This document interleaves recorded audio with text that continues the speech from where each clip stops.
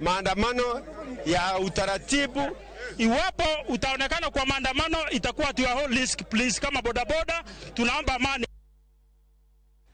Joten kweth Azimio One Kenya Alliance Mauke County ma Kilifi osingo madhi nyime gi timo ng'anyo kata bed ni piny owacho dwaro ni mondo gichung ng'anyo.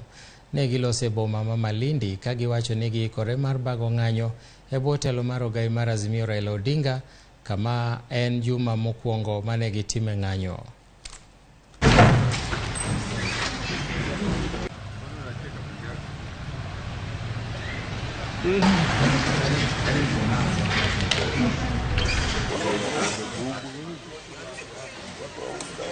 Lazima atatu.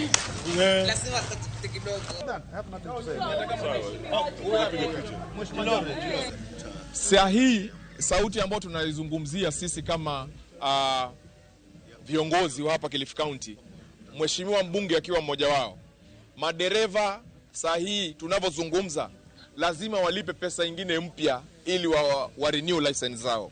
Sisi kama sauti katika maandamano tunataka mambo kama haya tuweze kuyapinga. Sauti ya mnyonge, mama mboga, bodaboda wenye ambao wanakandamizwa sahihi. Sisi tusiposimama, nani mwenye ambaye atasimama kuwapigania? Kwa hivyo wananchi ni wale wenye ambao wametutuma, wale wenye ambao wametumwa na watu wengine ili kuja kupiga sauti ya mwananchi. Wao tunawasihi waendelee. Serikali hii sahihi tunavyoongea, petroli imepanda. Na mnajua kabisa biashara zote zetu hapa zinategemea mambo na transport. Kama petroli imepanda kiasi hiki, wanatarajia vijana wafanyeje? Kwa hivyo mimi ningelitaka kuambia watu wangu wa Kilifi, vijana wangu wa Kilifi na hata Kenya nzima. Maandamano, wakisema tuende maandamano, baba akisema tuandamane, tutaandamana kwa ajili ya watu wa Kilifi. Sio chochote kile. Maandamano yapo na yatakuwa. Next week tunaenda maandamano siku 3 mfululizo. Hiyo iko. With ama bila barua yoyote kwa serikali. Hatuna haja kuweka notification yoyote.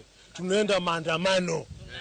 Mpaka bei ya chakula ishuke, bei ya mafuta ishuke, school fees Ruto ashukishe. Lazima education subsidy iwekwe. Manake wakazi wa Kenya wanateseka na serikali